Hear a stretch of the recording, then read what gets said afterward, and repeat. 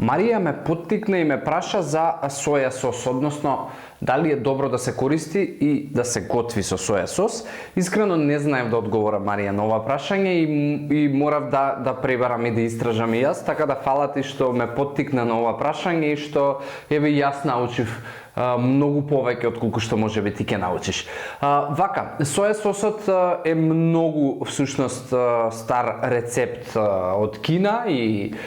од Јапонија, само што имале различни имиња. Се прави на следниот начин. Вистински соја сос содржи 4 состојки. Тоа е соја, тоа е пченица, тоа е вода, сол и евентуално им се додава некогаш квасец за да ја забрза ферментацијата. Оригиналниот рецепт предвидува да подготовката на соја биде 5 до 8 месеци додека го имаме финалниот производ и во денешно време практично соја сосовите кои што не се продаваат може да бидат и на неоригиналниот процес и рецепт произведени, а тоа подразбира да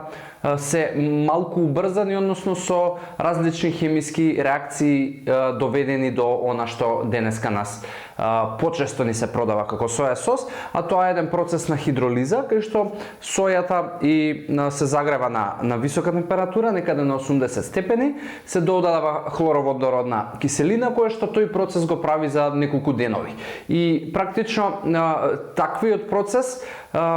принудува да се додаваат и други ароми и хемиски состојки во самата течност, за да се добие тој приближно до оригиналниот вкус и мирис и боја на соја сосот, што го прави неквалитетен, односно се тврди дека има и канцерогени состојки и дека самиот процес не е воопшто здрав и не е добро да се внесе во телото, и затоа дури јас денеска, пошто знам да користам соја сос,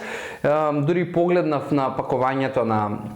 кај мене во фрижидер, така да тоа е нездравиот соја сос, дури не ни пишува соја сос, затоа што, како што видов, јапонците и кинезите не ни го квалификуваат тој хемиски произведениот како соја сос и пишува на него